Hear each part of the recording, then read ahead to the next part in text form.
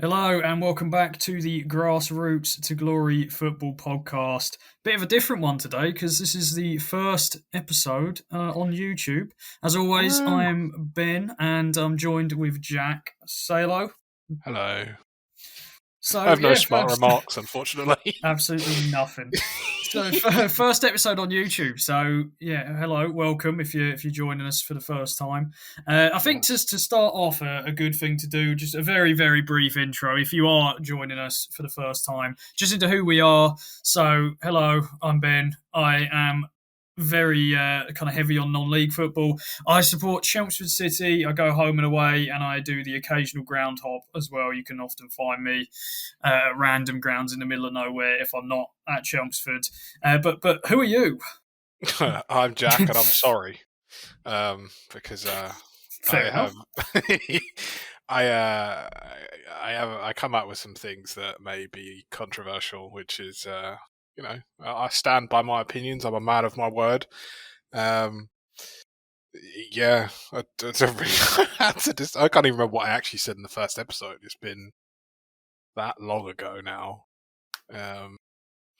I support Man City. Yeah, that's about it, really. There's not really much else, much else for me to say, if I'm honest. I don't. Machiavelli-esque. Well done. So yeah, I'm a that's man of like many words, me. yeah. So You'll come to find that.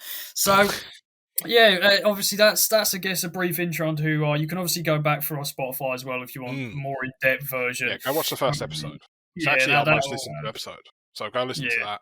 So That'll be a proper intro rather than whatever the hell that just was. So yeah, so go listen to that. there's been some stuff happening. I'm going to be honest. I have not watched much at all other than Chelmsford City over the last week or so. I was at Salisbury, and it was an absolute disaster. Yeah, awful. It was one of them, like, Salisbury away is always a bad one to do anyway. Like, no one likes doing it to begin with. And it was, the game was so bad. It didn't turn up at all. No fight, and got absolutely smashed. It was one of them, like... the full 90, yeah. And there was a little covered, it's segregated. So there was a little covered end in the away bit, but they shut it and almost kicked half the fans out. So yeah, it kicked off. I will say it kicked off. Not through like fault of our own. I will say genuinely, like the Salisbury stewards are notorious for like being terrible to away fans. Right. And we were basically, I say there was a big group of us. We were chanting at one of the Salisbury players who was ex-Chelmsford. You can imagine the sort of things we were chanting. And the stewards didn't like it and threatened to kick pretty much like 40 of us out and then close the entire covered bit. So we had to basically spend 90 minutes. It was raining. Revenue for the club. It was one of them, like, just typical, like, non-league away days. In the rain, 90 minutes, your team's playing terribly, and the only thing keeping you all there is just that everyone's just having a laugh.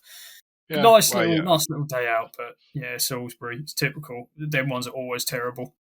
Mm-hmm. So that's basically what I've been doing. So in terms of like top flight, I'm going to be honest, I'm not 100% sure what's been going on. And what have you been doing? Do you know what, oddly enough, I'm a host of a football podcast, and I'm going to be honest here. I've not watched a single game over the weekend because, for the first time in my life, I was busy. I went to London with my wife and was there most of the day, so I did catch a few of the highlights. I'm not really going to go into too much depth. Nothing overly happened, really. Like Chelsea went in standard, draw at West Ham, Bournemouth. That's sort of. And the thing is, I don't want to glaze over these teams, but they kind of are whatever results. You kind of expect it. If anything, maybe Sunderland winning was probably a bit of a shock. West Ham picking up points. They haven't lost in a while now. No, it's very good. I mean, Nuno's turned them around, and I think we have done an episode on Nuno leaving Forest, and you sort of now seeing the same sort of blueprint at West Ham. At the beginning, I think even I was one of them. I thought they run the risk of going down because they were appalling. But they still could stabilise them. Yeah, still good. I just think there's less of a chance now. I really Yeah, do. they're a better team. Now, granted, they by the look of it, they did get lucky here. 76% possession, 28 shots to Sometimes that's what you 24% need, isn't it? 5 shot. Yeah, I don't think it was a bit of a smash and grab by the looks of it. I say that they scored 2 really early. So Sometimes that's all you need, especially just even to stay up and sort of start again next season. Because if they go down, it's disastrous for them, I think. But I don't think I think they'll be fine. The sort of biggest result of the Saturday, at least, was Liverpool losing at home to the team I've slagged off from the beginning. Is Forest. So, Dicey Ball has come to fruition. They, from what I've seen, it was appalling from Liverpool. But I think you have to give credit to Forest. To go to Anfield and win 3-0 is substantial for any team to do. Maybe not so much this season. They haven't exactly been at the races, but to Anfield's a massive place to go to. And I think for Forest at least, it's a bit of a statement that they're, again, similar to how I said with West Ham, stabilising themselves, because again they started off really poorly. yeah. So maybe this is the foothold they need. Saying that, I said the same about Chelmsford when they beat Braintree, and then they go and do that at Salisbury. So I don't know what I'm talking about. Thing I've heard from, because my mate is a Liverpool fan, and he was keeping up with it at Salisbury. So the early proceedings were apparently like all Liverpool. So there was like a moment where Salah ran past like 4 players and then put the ball over to Kirkes, who just absolutely skied it. And then apparently from there, it just all that early pressure went. And they had Nottingham just 74% possession for the whole game. Yeah. So I think Liverpool's problem is that defensively they're appalling, and I just feel that I don't know what's happened with Ekitike. He's not even starting at the moment, and they keep forcing the Isak start when quite clearly it's not working. It's a mystery to me. I think Slot is under pressure at the moment. I think their Champions League form might give them a bit of sort of like a bit of a leeway, if you like, but in the league, this has got to be up there with one of the worst title defenses we've seen in a very, very long time. Yeah, I think I don't think they can sack him. Did win a league last year. I don't think you give him the season at least. I don't think there should be any real unnecessary pressure on him. But it was weird because like towards the end of the game, Liverpool had about 9 attackers on, and it just like it almost worked against them. Yeah, because it killed any sort of cohesion that the team had, and then they just got punished like late on with another goal. That's desperation, isn't it? At that point, yeah, it's just a lack of knowing what to do. I think there's just no plan B.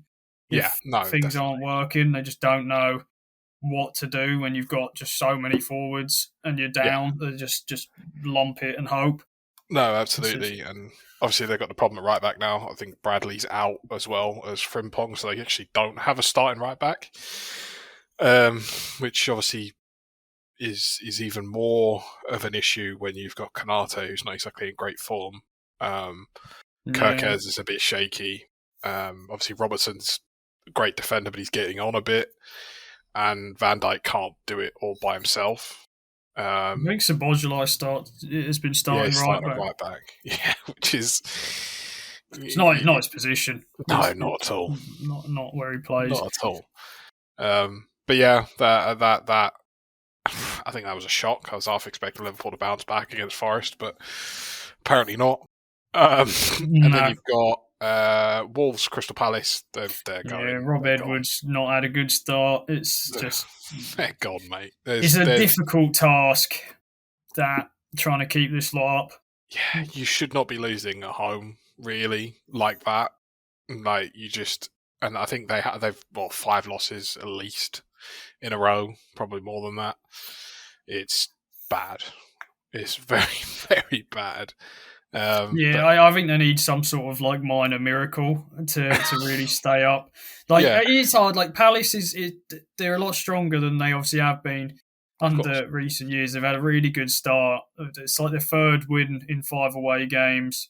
And they obviously kind of, I don't say dominated the game, because Wolves did have like decent spells with the ball, but they were in control. But I think Wolves, they've got, how many points? Is it still 2? I think so, yeah. 2 points. 2 points. They need something like, they've got a negative 20 goal difference. Yeah, they need some sort of minor miracle, I think, to stay up now. And I don't know necessarily, because obviously Rob Edwards would have come in and that would have been his like I guess mission, if you like. His objective would have been like, keep us up. I'm going to be the guy. Yeah, I don't know. It's a difficult one, because no team in history that has ever been 12 games in with under 5 points has ever stayed up, ever. Yeah, it is. So I can't see this happening for them. I don't think they'll be the first. No, the thing is, what I don't understand is, I don't understand why Rob Edwards would leave Middlesbrough, considering they're second last time I checked in the Championship, to leave to Wolves, who've got 2 points in the Premier League, and just genuinely, I look at the teams in the table, I can't see them taking points off any of them based off current form. Yeah, no, not really.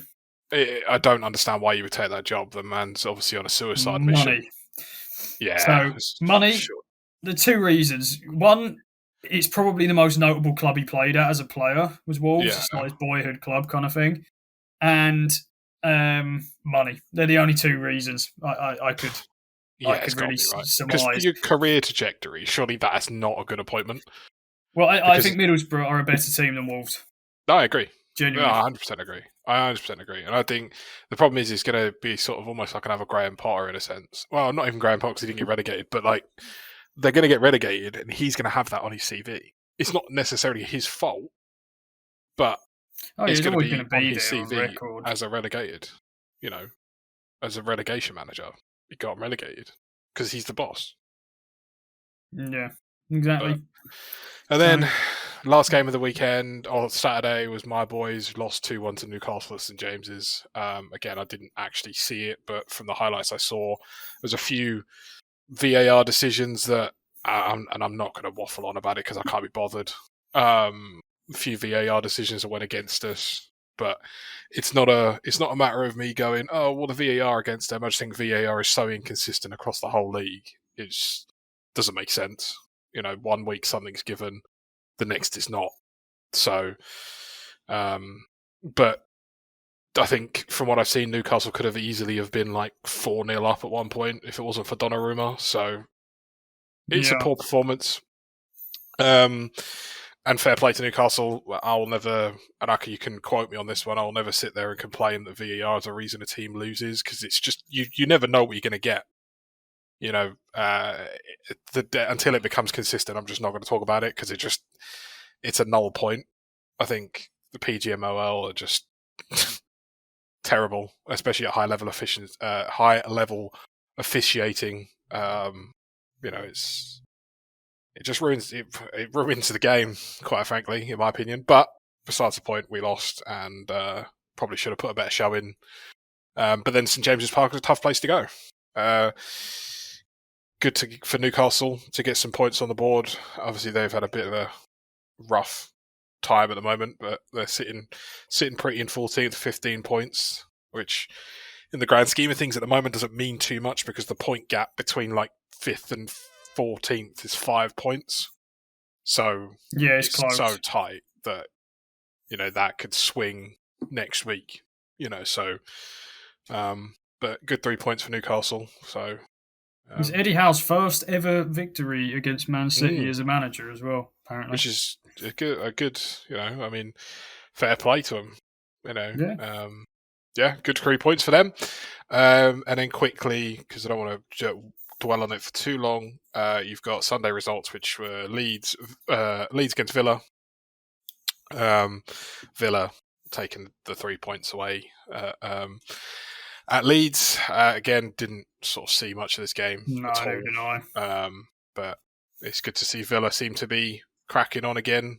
Sitting at 4th with 21 points. So, who knows? Hopefully, if they get Champions League this season, who knows? It's It's going to be tight, I think, at the top because of the way teams are playing at the moment. It seems like anyone can take points off anyone, other than the current league leaders at the moment, who seem to be sort of steaming, well, not necessarily steaming away, but they're definitely the team to beat, and that's Arsenal. North London derby, 4-1 to the Arsenal. Which you absolutely smashed them. Yeah, it wasn't even close. It was absolute battering. I've got, wasn't it? It was. Yeah, I've got a bunch of friends who are Tottenham fans, and they were having a debate in our group chat. And the general consensus, and we talked about this in a previous episode. I've had a look on like social media as well. The general consensus seems to be that people want Frank gone, which again I still find silly. But the general consensus is that we are just so. I say we in the perspective of a Tottenham fan, not me talking. But they were saying like, we are so boring. We look worse than we did under Ange, which I guess is questionable. But that's obviously something that someone who watches Tottenham on a weekly basis can answer. But I said we look worse. And it's so boring. And when you're getting absolutely smacked by your local rivals, emotions get a bit high. So, yes, it's a bad loss, but ultimately, especially the Spurs at home. Yeah, it's like your biggest rival there. Just give it a minute, because I'm sure you'll be fine. They're not. Yeah. Like, the results aren't great. They drew with United, lost to Chelsea, obviously just lost to Arsenal, lost to Newcastle. Yeah, the results don't look good, but then football fans, I think every football fan are very reactionary, aren't they? Everyone is. Yeah, you lose a game, and then all of a sudden your manager needs to get sacked. There's people call it for slot's head, and I think people are really quick to forget the past, and forget everything that a manager has done well, and they're one bad run of form, and all of a sudden they're the worst thing ever. But forget that they've had a good run prior to that. I mean, that sort of brings me on nicely to the final result quickly of the week, and that was Man United versus Everton. 1-0 Everton in the end. 10 men against Man United at home. It's a good win for Everton. Poor showing from United, I think. Then people are sitting there. Yet last week, Amorim was the best thing since sliced bread. Now they hate him. That's the thing with football. Like, he won Manager of the Month last month, and now this month can't buy a win. It's just how it goes. Absolutely, sometimes just how it is. Yeah, and I get it. I do get it, because football is a reactionary game. And it's a passionate game, isn't it? And people's emotions get into it, and whatever else. It's like any competitive sport whatsoever. I get it, but come on, man! Like you can't. I just don't like the constant flip flopping between. He's the best manager in the world. Now all of a sudden he's lost a game. Yeah, get rid of him, bozo. Yeah. No, it winds my neck in. But there were the results. Can't go into too much detail. Obviously, I was at Salisbury, so I was crying about that. So I wasn't really paying attention to the other stuff. We did watch. We ended up watching rugby or something in the clubhouse afterwards. I don't know what was going on. It was we were all delusional by that point. But yeah, so that leads us on to kind of what's been going on this week.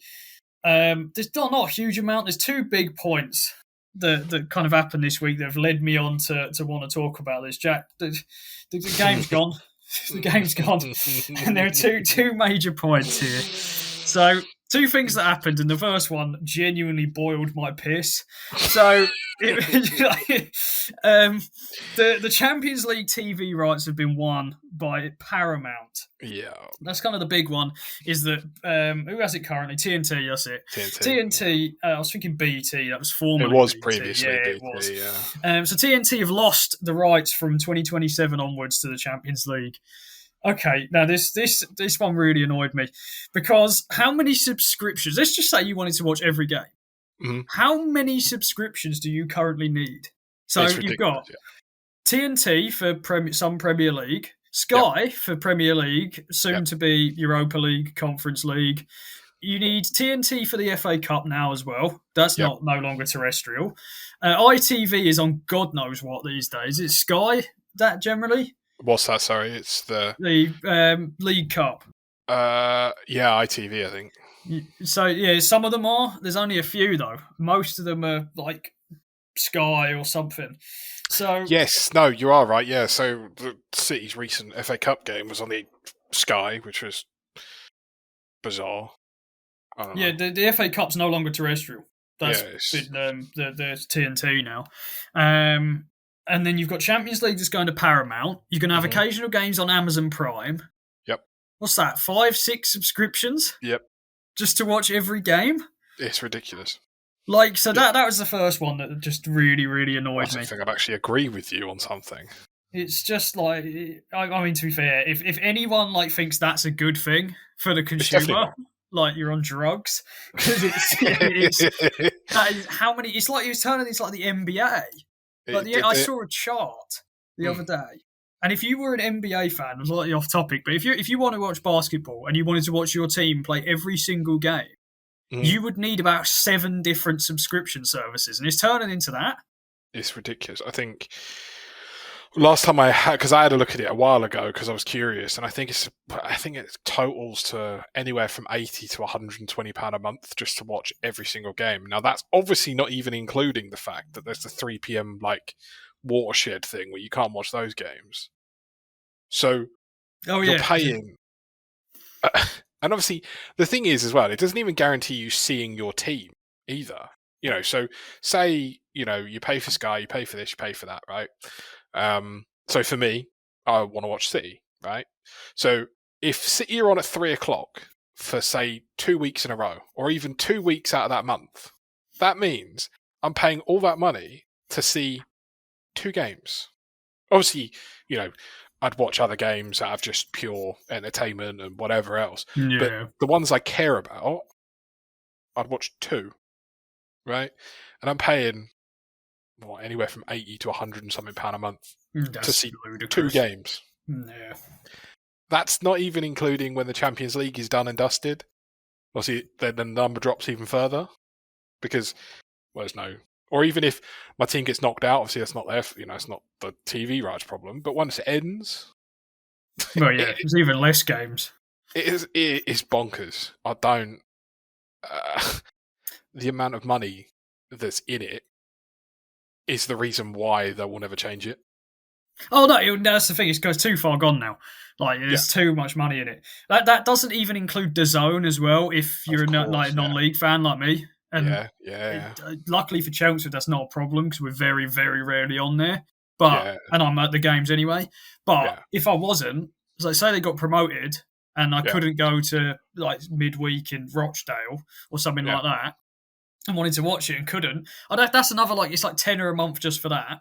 Just ridiculous. And then including anything else you want to watch, it won't be long before like the World Cup is paid. It's behind paywall. And I guarantee you. I'm surprised, genuinely surprised. So obviously, with Apple TV, there's an MLS pass. Yeah. Obviously, with the World Cup being in America, Canada, and Mexico, is that right? Yeah.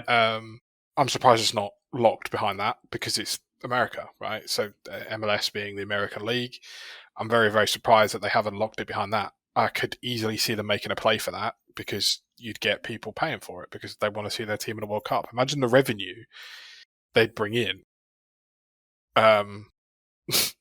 If they charged £20 a month for the entirety of the World Cup. Jesus. Just imagine. So you'd be paying like £40. I reckon it'd probably be a pass thing where it'd be like however much for just there's the games.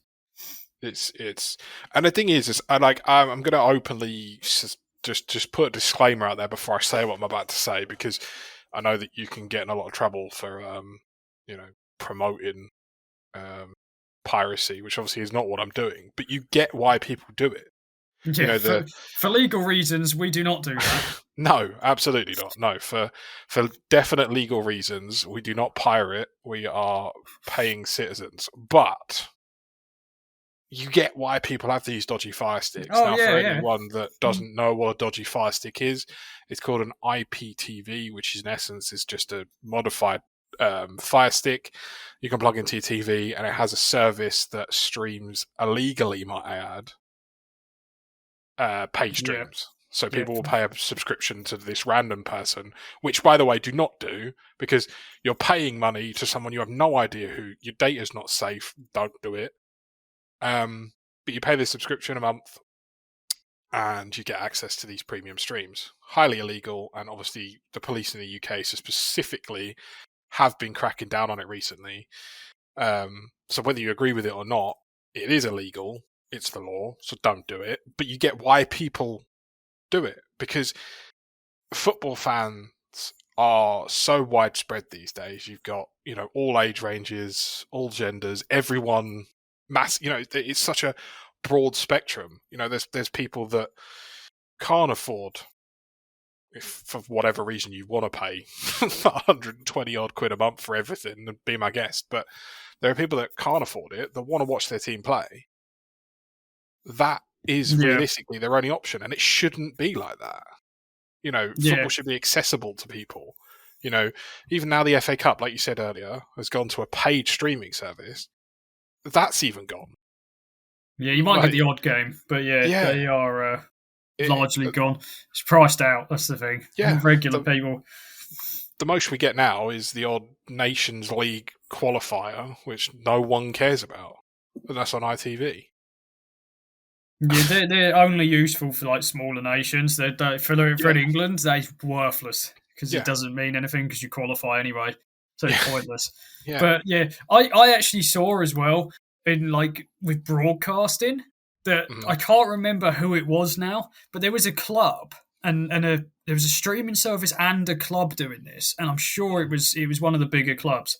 They were offering some VIP streaming package if you wanted to watch dressing room footage and in-game interviews and stuff.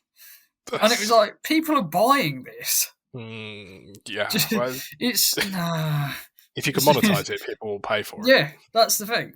And then it's not even just broadcast though. Match day tickets as well have gone. Now, obviously I'm a match day goer, I'm a goer, so it's like this genuinely affects me, because even non-league, Torquay United in step 2 of non-league charge 22 quid to get in. It's nuts. 20. I've seen League 2 teams charge less. Yeah. Match day ticket prices have absolutely gone through the roof. Good luck getting a Premier League ticket these days. Oh, mate, yeah. That you have to be either a season ticket. It's like caps, isn't it, now? You have to have gone to a certain amount of games to be able to even get into the sale of tickets. Unless you're willing to pay extortionate prices from scalpers, you got no chance. And the lunacy of it is, with season ticket holders, you have to go to a certain amount of games every season, otherwise they take away your ticket.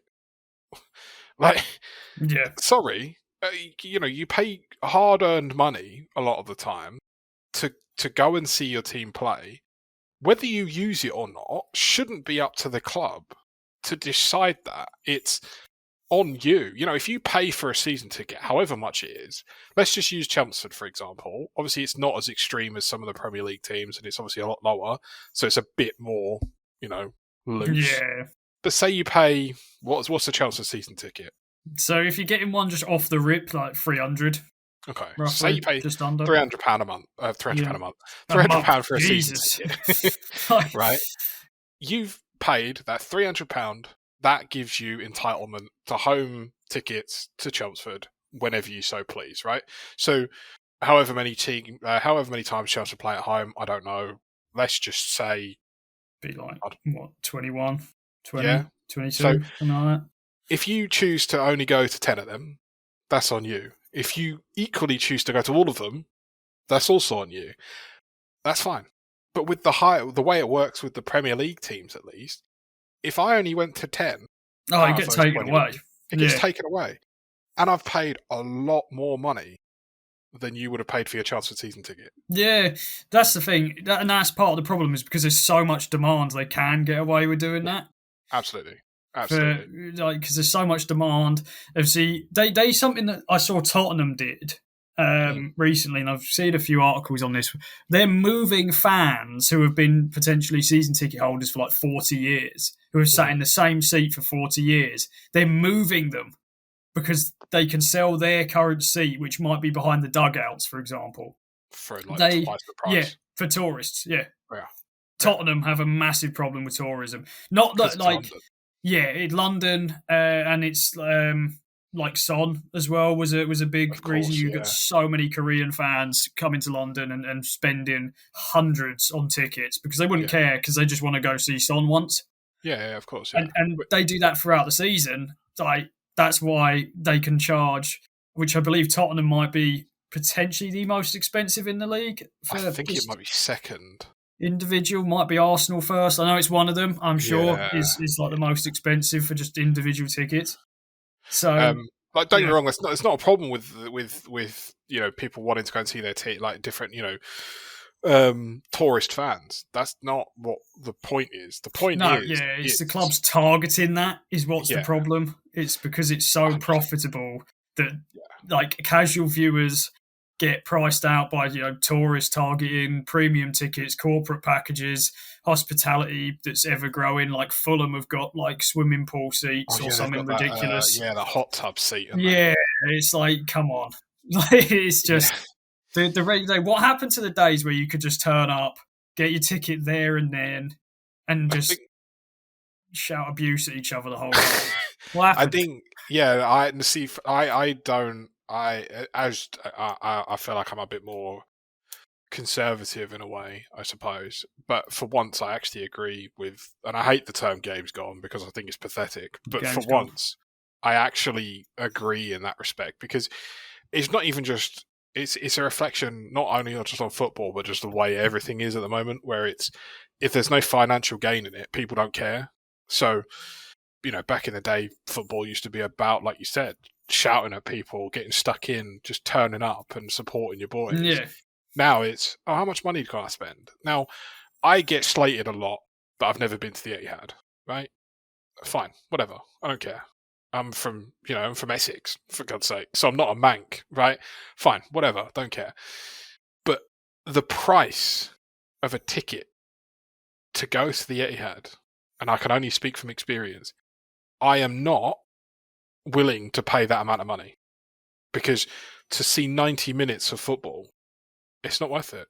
It's so much money.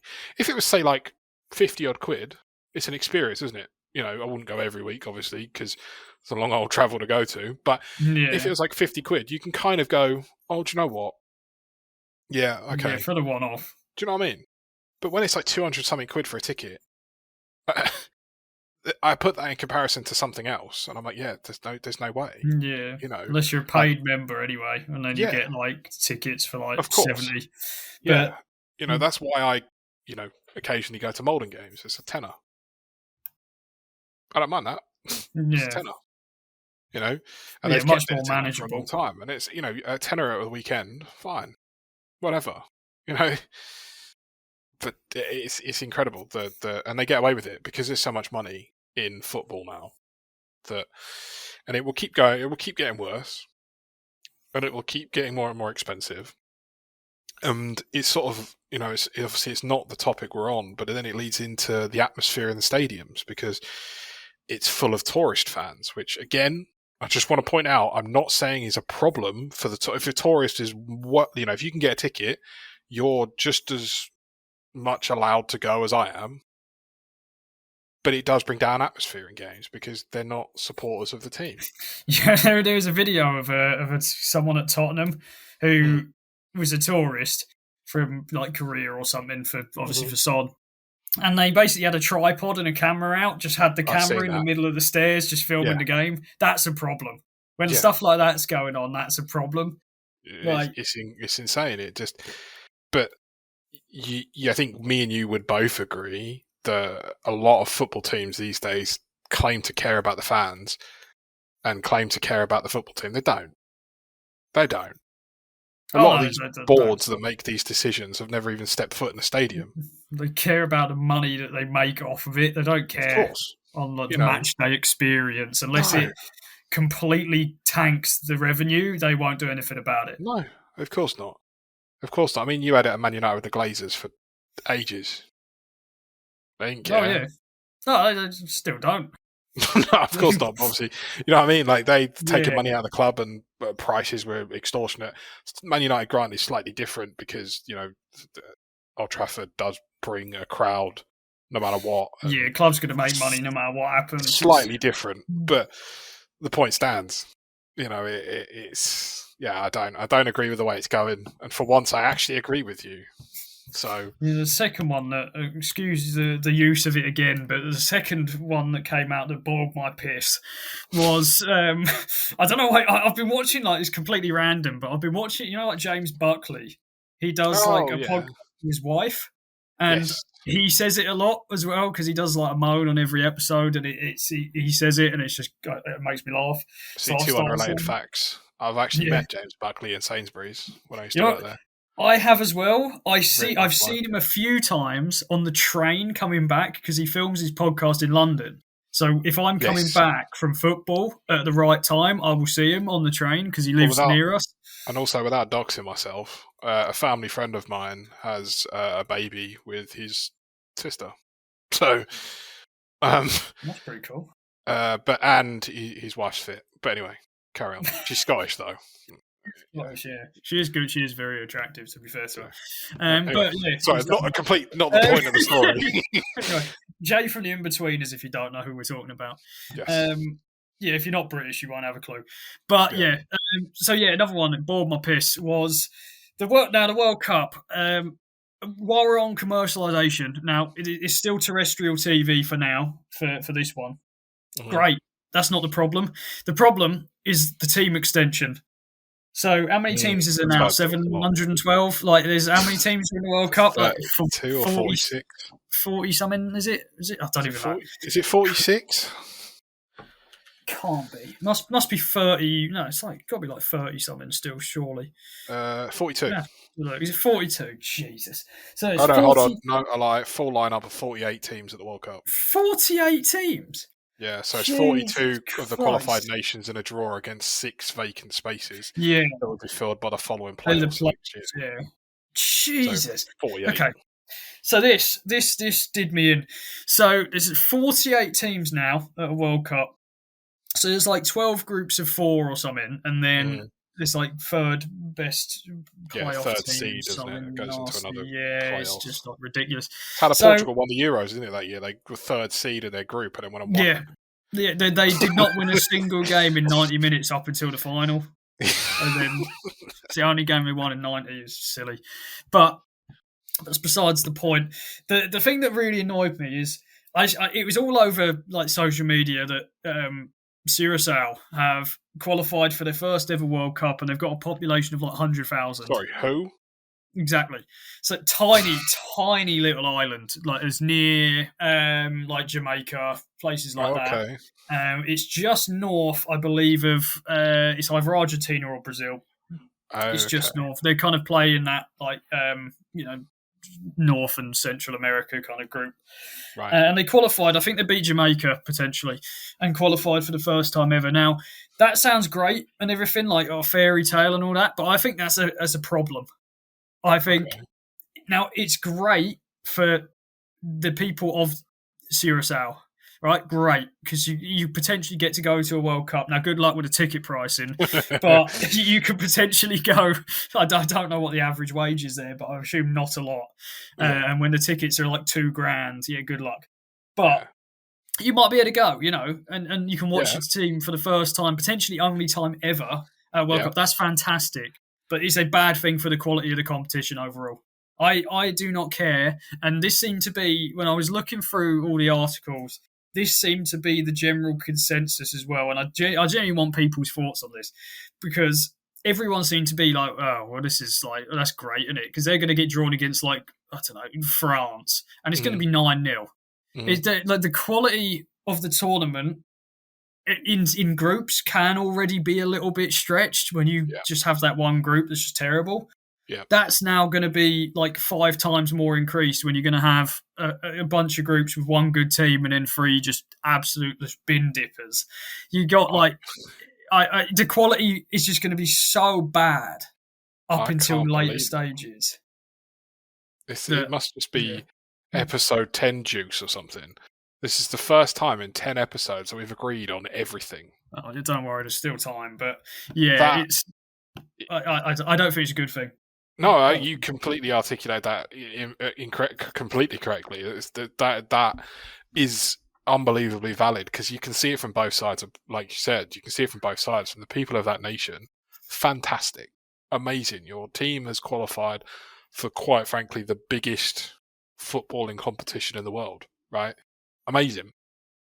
But like you say, we are going to see teams that have no right playing each other, and it's just going to be an absolute mess. Now, obviously, the last one, if you remember, you had Argentina versus Saudi Arabia, and Saudi Arabia went on to win that game. Highly entertaining, but even that was a stretch. You know, yeah, that was the problem. This actually leads on to another problem with the game. So they basically the that water game. rights. Yeah, honestly, it's usually you moaning, it's me this time. So Saudi Arabia won. What was it, like 3-2, maybe 2-1, 3-2? It was something Well, like Argentina had grafted. about 70 goals Yeah, ruled exactly what I was about to offside. say. They literally, if VAR didn't exist, for Yeah, example, they Argentina win that game like 8-2 or 8-3, whatever. something Like stupid. Yeah. they absolutely batter them.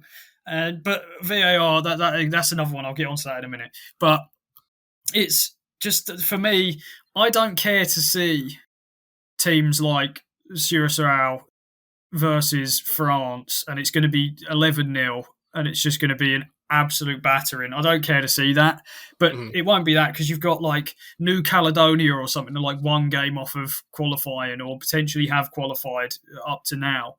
Like they're going to get battered. Yeah. It's just like I'd rather see the big games just straight off the bat. I'd rather lower the teams and have it be actual. It should be World Cup should be the best teams in the world. Well, like the And old Champions League or the old European Cup, wasn't it? It was the best team from every yeah. So league. like the old European Cup. So like the best example, and you did get the odd. Like the best example was Ferguson winning it with Aberdeen, Yeah. beating like Madrid, Bayern Munich, like that sort of thing. You did get the odd year where something crazy happened, but more often than not, it was literally the best teams all colliding. And I think the World Cup's lost that in favour of commercialising more fixtures. Yeah, no, I completely agree. I think again it comes into money, doesn't it? I mean, for the people, like we say, fantastic, but the quality is going to be shocking. Those games specifically, I guess the only sort of devil's advocate from maybe people's point of view is some people will take have quite a good time watching, France batter a team 17-0 or something just for entertainment value. But it's demoralizing for the countries that are gonna get battered, and it's not their fault.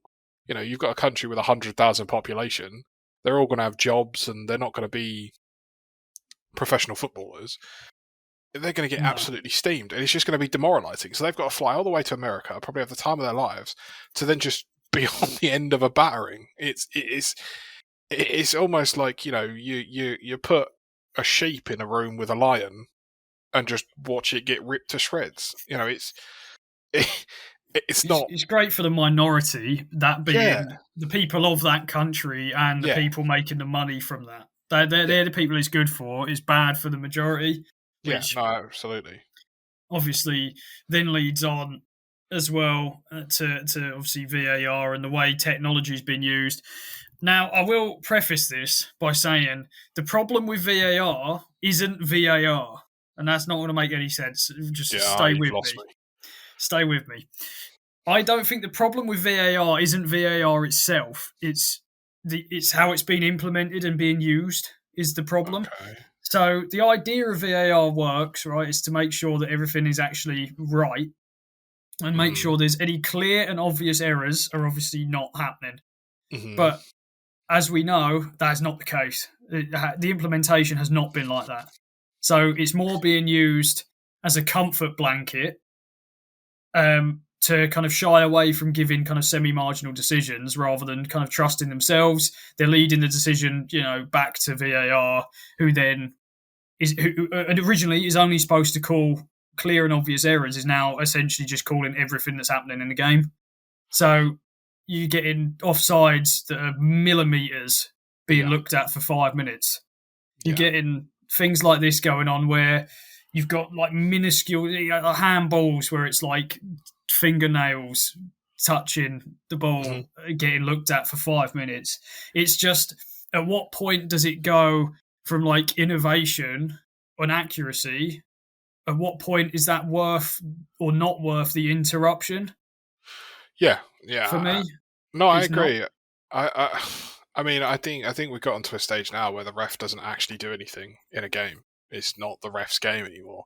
It's all based off a computer and people sitting in front of a screen that have never played the game or never understand that, for example, an offside, right? You should technically give the advantage to the attacker, right? If my hand is in front of the defender and then I get called offside, how am I going to do anything with my hand? It's not going to give me any advantage whatsoever. yeah. But I can get pulled offside for that. I don't understand why it's being used like that, and it also takes the sting out of a game. You see teams all the time now score, and they need to sort of withhold some of their celebrations through fear of looking like an idiot for scoring, and then celebrating a goal that inevitably gets called offside because there was a foul about 3 weeks before. And it just disrupts the entire flow of the game. And so many conversations are now had on, we only lost because of VAR, And I'm not using this as an opportunity to dig teams out, but a lot of fans online, specifically for Liverpool and Arsenal fans, they seem to use it as a point of, we didn't win the league because of VAR, or we didn't do this because of VAR. That should never be a conversation, ever. It should be, we lost because of a dodgy decision from the ref. You can kind of accept that because the refs are human. They've got two eyes. If they don't see something, fine. It is what it is. Alternatively, if they see something and deem it as a problem, they should be able to have the authority to go, right, no, that was offside or that was a foul. That's what we've got linesmen for Christ's sake. We don't need a computer to slow the game down, to analyse frame by frame to see if my toes offside or if my nose hair that's offside. The thing, yeah. It's just, I remember watching, because I've been to a fair few Premier League games since this has obviously been implemented. So I remember I went to Goodison last season. Obviously, I wanted to do it before they kind of moved. That was Bournemouth, wasn't it? Everton. Yeah, and I remember there was some sort of VAR decision in that, and I just remember the screen. And they were basically just zooming in and out for about 5 minutes on the same frame, on the same thing, just zooming in and out, in and out. And then the ref got called over, and then they started doing it again. And in the end, it was like 7 minutes the game was delayed, all for nothing to change. And it was just like, oh my God. And it just kills the fun of going to a game when you can't, you can't just enjoy a goal or enjoy some nice play because VAR's brought it back and they're looking at it for 25 years. And it just, I don't know, for me, I understand why it was brought in, and goal line technology, I think, is a must. Fine. Yes. Yeah.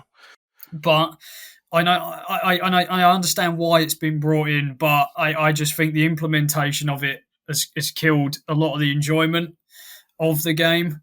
And I don't know, obviously from your perspective, I don't know if that you kind of get that the same from watching it on the TV as you do when you're there. I don't know, but it just, for me, it's if it was me, get rid. Another glaring issue that I have with it is they still get it wrong. How? You spend all this time looking at it on screen, going frame by frame, zooming in and out, in and out, in and out, for you to get the decision wrong. And then about 3 days later, the PGML tweets out, we got this decision wrong. Well, that doesn't do anything for me. That doesn't do anything for the team that lost. Still lost 3 points. Like, at what point? I mean, prime example, Villa, Man United last season. And if you remember, there was a shambolic decision. decision. Yeah. It wasn't against the goalkeeper that should Yeah. have been given as a foul, but didn't, and it cost Liverpool. Cost Villa Champions League because they lost the game because of a decision. Now you can argue maybe they should have played better, put it to bed earlier, blah blah blah blah blah. But that's not how the game went. It was based off that decision, and that was a key reason that Aston Villa can't spend because of PSR, which is a conversation for another day, because they didn't make Champions League because of a VAR decision. And I'm almost certain that they then apologised for it, but the damage is done at that point. They just said, sorry, we've got it wrong. Okay, what's the point? You might as well just not say anything. Yeah, no. You're not doing anything. At that point. You're not helping the team whatsoever. You're not, sorry, I got it wrong. Well, okay, cool. But that doesn't change the outcome. The damage is done because you got it wrong. Now, if a referee gets it wrong, it's different. You're a human. You've got so many cameras, so many angles, so many different moving parts, so many people looking at screens, and you still get it wrong. How? This is why, if we're going to keep VAR, it needs to be tightened up, and it needs to be run by people that understand the game, not referees that have never set foot on a pitch or just some random don that they've pulled out. It seems like they just go out into the street and go, all right, lads, you want to watch some TV for 90 minutes? Clueless. And that's I think it's too human. I think it's part of the problem.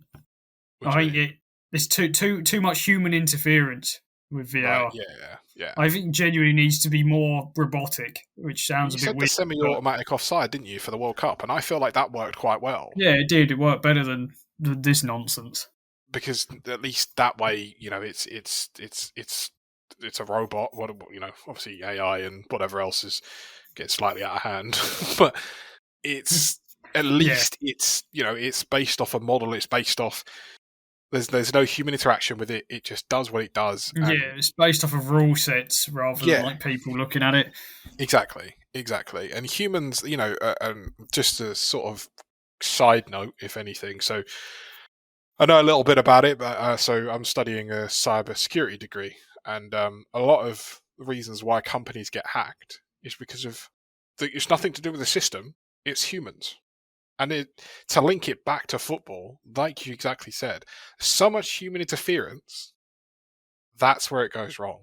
If you just leave an algorithm to do its thing, it's trained in a way to detect these things more accurately sometimes than a human being can.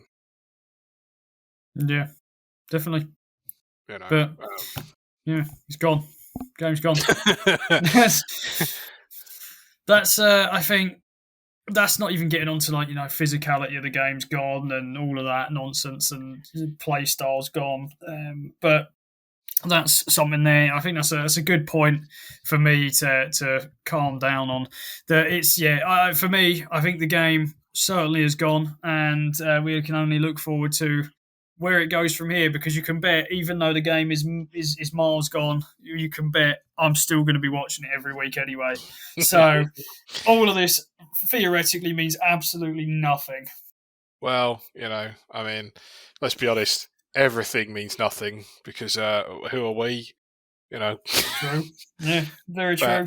I think, to be honest with you, I think a lot of people will overwhelmingly agree. I find it very hard to believe that people will go against that. I feel like the general consensus for VAR, you don't find many people that are in like it, and you probably find a lot of people aren't interested in going to games so much because it's so expensive. So I feel like for once it's actually probably a unanimous opinion, other than maybe a few groups. Yeah, obviously, let us know if you do genuinely disagree with any of these points and why. I'm just genuinely curious. I'm not saying you're wrong. It's not wrong either. Yeah, just disagree. Genuinely, I want to know why. You're more than welcome to disagree. That's why opinions are opinions. Yeah, so obviously, if you disagree with anything we said, let us know. I am genuinely curious as to what people actually think about this. So let us know. Obviously, if you're watching on YouTube for the first time, thank you. Yes. We will continue this going forward and upload them alongside the clips.